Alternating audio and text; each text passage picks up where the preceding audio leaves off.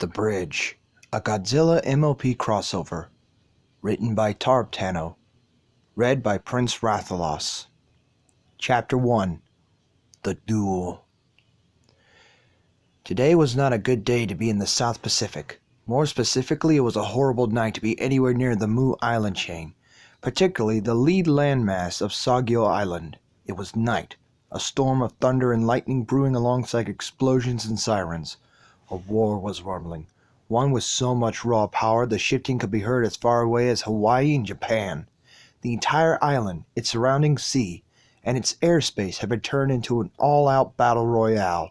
Tanks, missiles, and even some nuclear weapons would be firecrackers to the assaults being launched. Assaults not by man, but by the island's residents and their invaders. A massive taloned paw crashed through the evacuated research building and smashed the only human structure on the landmass. The human onlookers via spy plane cameras or satellite imagery were all too reminded of their mortality. They say in ancient times there were giants that roamed the earth in days past. Now they were roaming the present and were at war with one another. Monsters. Titans. Kaiju. Anguirus charged through the remains of the human structures at full speed, bulldozing through debris and explosions like a bull through a Lego set. It was a good thing the humans had pulled out. Now he didn't need to worry about fighting with restraint. Engineered by an ancient civilization through a mix of mysticism and lost science, the guardian beast took aim at his target. Letting out a roar louder than thunder, the ankylosaur-like kaiju flexed his limbs and launched himself into the air. Quickly, he curled into an armadillo-esque ball, spinning at high speeds at the back of his spines. That lined the shell glowing red-hot with searing heat. The Thunderball, as the humans nicknamed it, setting forth a trail of sparks and fires behind it as it found its mark. Spinning around like a massive heated buzzsaw, Anguirus' spines clanged and slashed to another kaiju's back. The target screeched in rage and pain, stumbling forward as it was forced to drop the dinosaur's ally. Vibrant wings shone through the lightning-lit sky as Mothra recovered from the grapple she'd been in, glad to be free and now capable of counter-assault. The co-leader of the native faction to the island, and the last of the long line of mystic protectors, the most proficient magic user on Terra naturally, had thrown herself against the stronger opponents when fighting broke out, chirping a thank you to her armored ally before she flew upwards. Her former captor wasn't so happy. Crimson red armor whipped around as a horn of fiery red energy crackled and strung down, parrying Anguirus' attack with so much force it slammed the dinosaur into the ground. Destroya spread her wings and the demonic titan flapped once as she was jumped back a bit to gain some distance. The crests on the sides of her head crackled with an energy as an orb of purple energy fired out and flew straight into Anguirus' shell. The dinosaur's armor hide shielded him from being vaporized by the oxygen destroyer, but the pain ripped through his body and blasted the kaiju back a clear 1,000 feet, digging a deep trench into the ground. Anguirus groaned as he lay on his back in a daze, his thinly armored stomach exposed. Destroya knew this well, and relished the chance to off one of the rival's faction's higher-ups. Cackling out, she reignited and re-energized her central horn into a hellfire, charging forward with each step thundering the earth before her many-clawed feet. Destroya was easily one of the most powerful kaiju in existence, and born from the same superweapon that killed the very first Godzilla in 1954, a bloodthirsty juggernaut. Able to, albeit barely, survive the old king when he was at the peak of his power, she returned years later and was a force on the battlefield. If it wasn't for some small sliver of loyalty the Precambrian life form had for her cohorts amongst their faction, she'd had absurd power from their leader and tried to kill him long ago. She was durable, extremely potent both up close and at range, and thanks to flight, mobile. But there was one flaw to her other than her slow speed. It was something Death Incarnate was no good at psychologically. She didn't work well at teams. Anguirus and his allies did. Just as Destroya was about to gut the still groggy dinosaur alive, a pair of golden beams accompanied by enchanted thunderbolts brighter than lightning itself struck her square in the face. Destroya let out a screech of pain as she was blasted back, again and again by the unrelenting assault as Mothra lowered herself down between the monster and Anguirus as he got to his feet, the insect repeatedly blasting the demon with divine energy. War was raging all around the island. It all started suddenly at midnight as Zanilla, once dubbed Space Godzilla, landed without warning onto the island. The bastard offshoot of the Godzilla lineage had returned from the dark side of the moon, leading the charge with his cohorts the humans had nicknamed the Mutations. The island's inhabitants were quick to respond.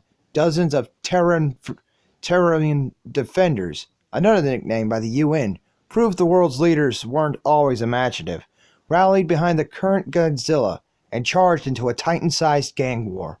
More and more kaiju kept pouring in on either side. Mothra flew in from Infant Island. Gamora was deployed by his master from a nearby base. Yongari awakened from his slumber outside of Seoul and joined into the fray. A whole flock of Gaios had drawn in, hoping to devour any corpses they found, with Gamera following them in tow.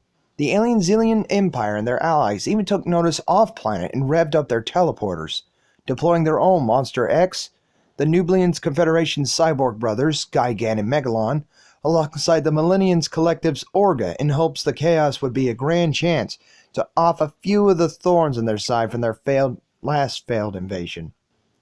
After an hour, the UN finally noticed about 80% of the world's kaiju and a half of the known alien monsters had converged on one point and activated the mecha units. Kiryu leading the flight to the island, flanked by Mechagodzilla 2 and Mogira, originally stopping at the battlezone's fringes to try and contain the fighting. They were soon targeted and the mechanical trio were forced to engage. Overall, 50 beasts, aliens, cyborgs, and machines were fighting in a 2-square-mile area, and it was pure chaos. High up in space on an orbital platform satellite, a machine resembling a massive barrel with a stirring to life. Inscribed on its side was the Global Defense logo, along with the weapon's name, Dimension Tide. It was a prototype weapon, possibly more powerful than any other, not because of pure destructive capabilities, but what it did. It destroyed nothing. Matter cannot be created nor destroyed. It imprisoned anything it hit. Or at least that was the best theory behind the black hole launcher's actions that the world scientists could guess to. It had failed back in the early 2000s, allowing its target to escape. It has since been rebuilt, modified, and grown into a massive launching platform. The hope was the larger cannon size would ensure the black hole would crush anything it enclosed over, or move it to a faraway plane. Given how vast the universe was in comparison to the livable landmasses, it was considered a good trade-off for not knowing where it sent them or in what shape. It seemed to be capable of destroying or permanently removing the monsters. That's all the science teams and public cared about. Little did anyone know, however, outside one or two cases of personnel involved with a certain giant dragonfly incident, the additions did nothing to change the Dimension Tide really was. It had never been fired, but given the mass concentration of kaiju in one area with acceptable losses, a prototype shot was ordered and the machine was revved to light. Deep within the war zone, two of a kind were trying to tear each other apart. Glowing backspines lit up the night as blue and red beams of pure energy made contact with each other, spurring a massive explosion that made the valley they were in a few dozen feet deeper. Rain fell in torrents as two pairs of eyes glared into one another, energy glowing out from their maws. The leader of the Mutations and Defender factions circled each other. One was a dark navy blue, two tall crystal spires just jutting out from his shoulders as rows of fin-like crystals that ran down his back, ending in a trident-shaped spike at the tip of its long tail, which crackled with energy. The beast hissed, its two set of small tusks mounted on the sides of either jaw flexing, as lightning crashed, the skyward light gleaming on its golden head crest. Born of a black hole, the observer to the throne, and easily one of the most dangerous living beings of all time, Zanilla. Across from him, a charcoal-gray leviathan that let out a roar that shattered any remaining glass led at the research compound after Eurus charged through it. A massive tail smacked down onto the tree line behind it, toppling several hundred-foot tail oaks like toothpicks. The first modern Godzilla, as the world had known him since his emergence in 1985, was long dead, having gone into nuclear meltdown in the mid-90s and dying as a result. That's to say, however, the throne wasn't vacant. Lightning crashed and struck a battery of dorsal fins that lit up an electrical glow that evaporated seas of falling water whilst leaving the beast itself completely unharmed. He may have grown to look slightly different than his predecessor, his adoptive father, but to all that knew this titan there was just no question. What was once an egg hatchling in a laboratory raised by a kind soul was now a mighty 30-story kaiju who served as humanity's protector since his ascension. The king of the monsters, the new Godzilla, Jr., was very much alive, and in a way of raw power he was his father's son. Two so alike in genes and appearance, yet so radically different in origin. One, a bastard child born alone in space. The other, a natural birth growing with the protection of the mightiest kaiju of all time as a parent. Both with the same progenitor, the same parent. No psychic humans were present, so no one knew what the Goliaths were saying, but the glare they gave one another spoke volumes over the torrents of rain that cracked of thunder. A raindrop fell and the two charged one another.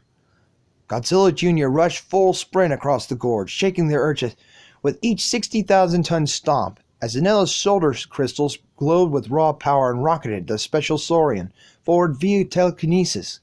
Both crackled with blue and red energy, raw nuclear power that roared throughout every cell in their bodies, causing minor explosions in the air, raindrops, and ground around them, as matter's physical structure was ripped apart into plasma under the intense energy. Both Saurians were glowing bright enough for the glow to be visible from the horizon, as they collided together in an explosion that leveled the mountainside.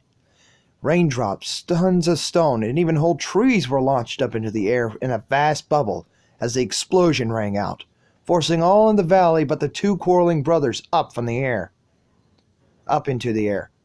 Falling up into the air, the debris came crashing down into the valley, the ruined remains of the mountainside, and in the sea around the island. The war zone was covered in a cloud of debris as two massive forms fought up close and in the storm as lightning struck both their bodies. Godzilla snarled, digging his foot into the ground and spinning around, swinging his massive tail in a spiral that ended in a direct hit square in the face of Zanilla.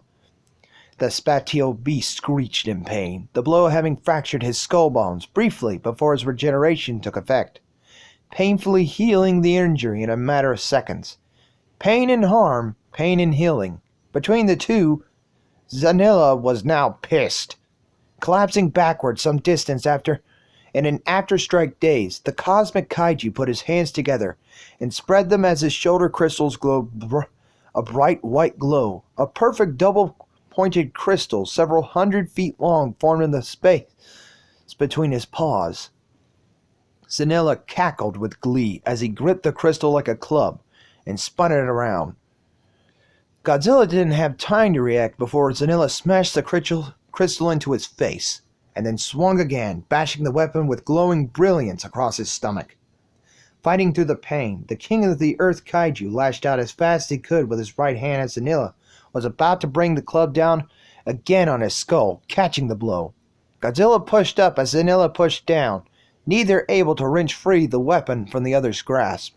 Two pairs of red eyes flashed colors, one blue, one crimson, as energy crackled through their bodies. Like a mirror image, both Saurians balled a quasi-fist with their free hand that had the energy condensed into.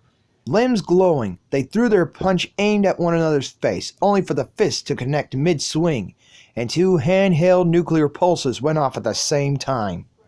The attack smashed together, and a brilliant white light grew between the two and absorbed both in the crack of an energy-driven explosion.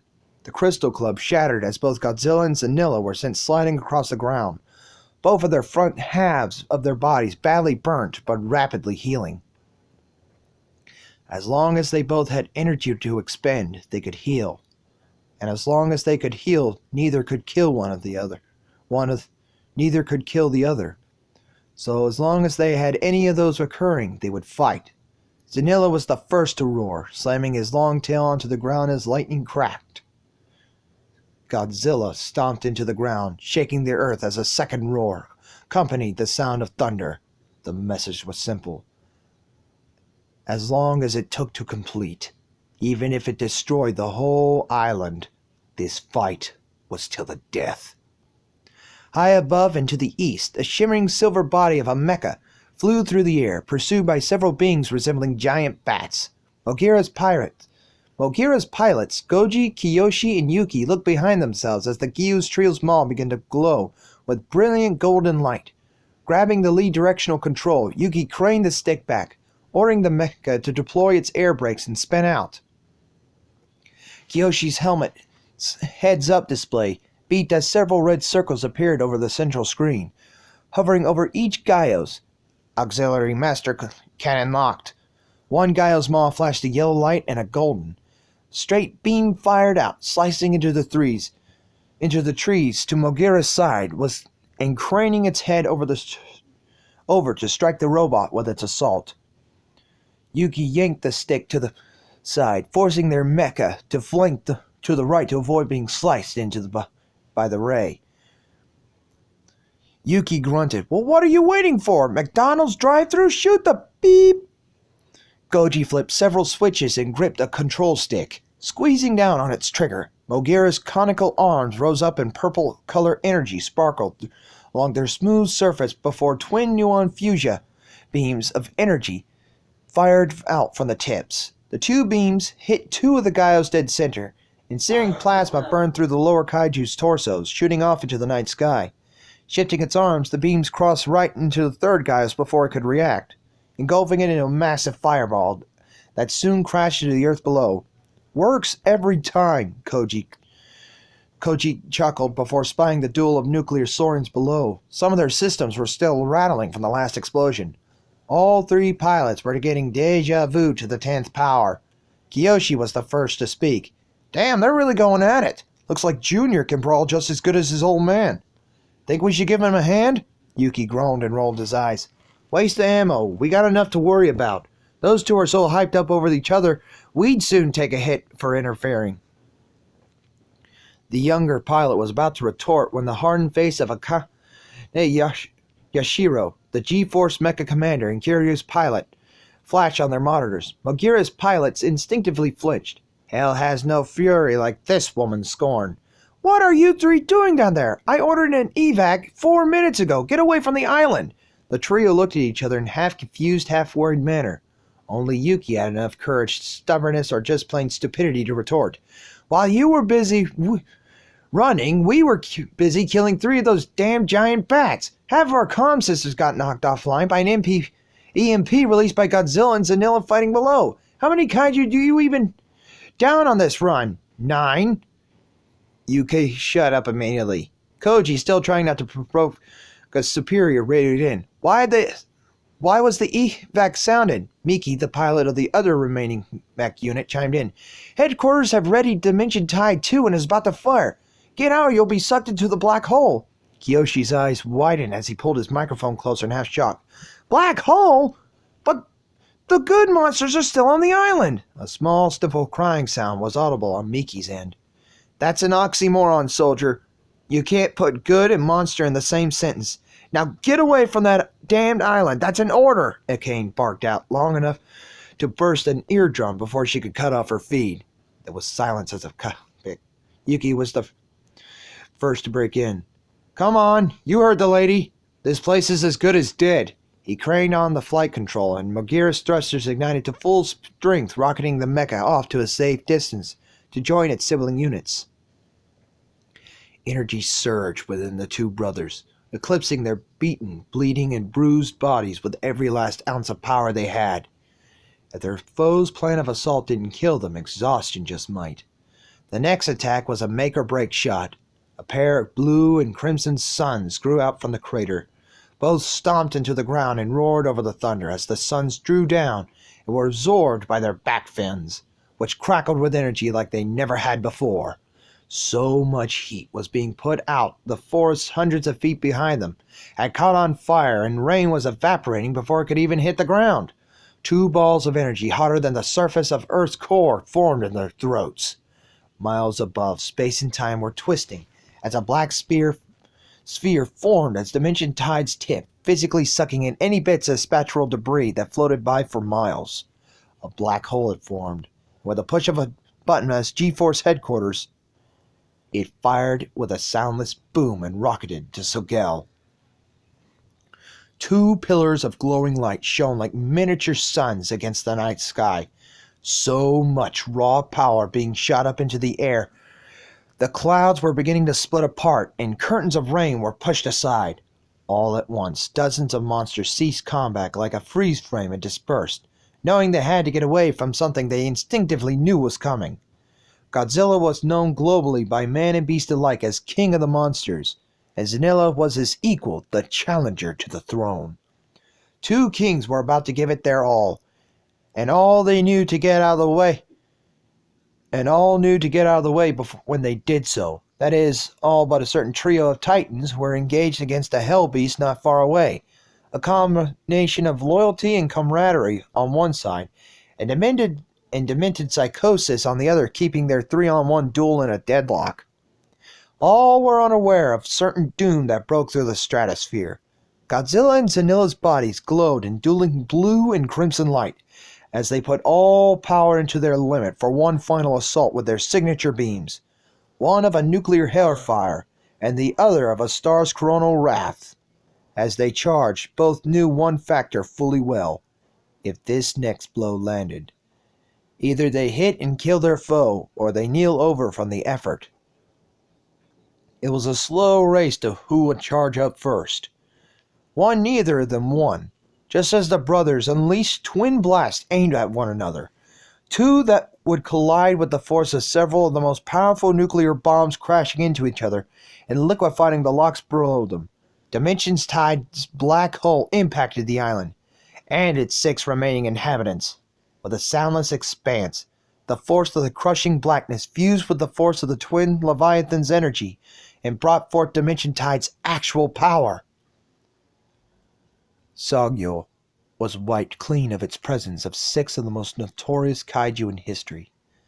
The beasts once fighting to the death watched on in awe as it was all over in a moment, before unanimously deciding it was time to stop. On the mutant side, dreams of conquest and becoming the new leader of the faction quickly took roots as they departed and bedded down for the night. Monster X snorted as he levitated himself to slowly fly alongside Gigan and Megalon, with Orga wading into the surf after them, retreating southward to the disgruntling feeling he'd been cheated out of his final battle. On the other side, many cries of mourning sounded through Sogel throughout the night as many defender kaiju looked up the places their comrades once stood, taken from them before any could react. Humans around the globe either bowed their heads in sadness at the loss of guardian beings such as Mothra, but cheered and celebrated in the streets over Destroya and Zanilla's apparent demise. For many more, it was somewhere in between. Deep in their cockpits, the mech pilots were all speechless. All was silent as Yuki quickly cast a small salute, and Miki shed a small tear. All, however, were more wrong than they could ever imagine. Matter cannot simply be created nor destroyed. It can only be moved, displaced, changed into energy, or morph into a new state. And all 4 just happened at once. It was near 5 a.m. in Ponyville, and all but a few souls were still awake at the late hour. On the balcony of the library, a purple alicorn adjusted her telescope as she scanned Luna's nocturnal skyline with her telescope. An unsure look spread across the princess's face. A tiny groan echoed behind her, accompanied by the plip-plop of small feet. Spike walked out towards the balcony and opened the doorway, sleepily poking his head out with the sleep-deprived eyes. Twilight? What are you still up? Why are you still up? Twilight ceased her magical spell and put down her notepad, the hum having aroused her assistant from sleep. The alicorn lowered her head and flopped her ears. She was sorry she had taken the baby dragon's rest, but she couldn't shake the oddest feeling. Aloysius hooted, flapping his wings and flying inside through the cracked door. "Sorry, Spike. I just couldn't shake this feeling, and it kept me up," she uttered with a sigh, glancing up at the night sky. Spike tilted his head with his will to assist his adoptive sister kicking in as he walked off onto the balcony, stretching his arms and yawning to try and shake off his sleepiness. "Like what kind of feeling?" Twilight sighed, shaking her head slightly. "I have no idea, Spike. Just concern." Spike stood on the tips of his toes as he looked through the telescope, trying to maybe figure out what she had been looking at. Concern? For what? Twilight looked over the horizon, hoping she'd spot what was wrong in an instant. Just concerned that something is about to happen. A deep groan sounded off as a crimson-red body slumped itself out from a river and onto the bank. Half covered in weeds, gagging up water, it weakly dragged itself ashore and fell down on its stomach before rolling to its side, kicking up a dust clouds out of disturbance. Consciousness flickered as Destroya tried to flex her wings to no avail. They were still attached, but drastically weak, something she regrettably could tell from her whole body. Her mind, however, was still fresh and active as she struggled to move. Ugh! What the hell happened? What the hell just happened? Zed and that brat going at it, and then that black light. Where am I? Trying to move again, Destroya soon ceased as not only the feeling of weakness held her back. The instant she moved her forelimbs, she knew something wasn't right. She couldn't feel her fingers. She had none. The crustacean-like kaiju snarled. Great. Probably back to juvenile form and lost my hands. Damn dinosaurs. It'll take weeks to absorb enough matter to regain full form. Contemplating finding the newest nuclear plant and trying to speed up the process while fighting the blackness of unconsciousness, Destroya tried to lift her spear-like juvenile limb over her eyes to block the sunlight shining above. Then she knew something was definitely wrong. Her limb wasn't jagged and sharp anymore. It was wide, smooth, round, and hairy? Just before she blacked out, she distinctively heard, and for the first time understood, a human-like voice. A young female bass on the pitch, and the sound of several footsteps approaching her. "Oh my gosh, are you okay, ma'am? Scoots, get the wagon!"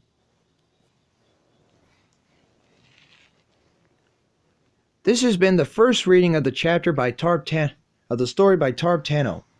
I, Prince Rathlos, am attempting to do something that no other person has ever been able to do. Read the whole fanfiction one chapter at a time.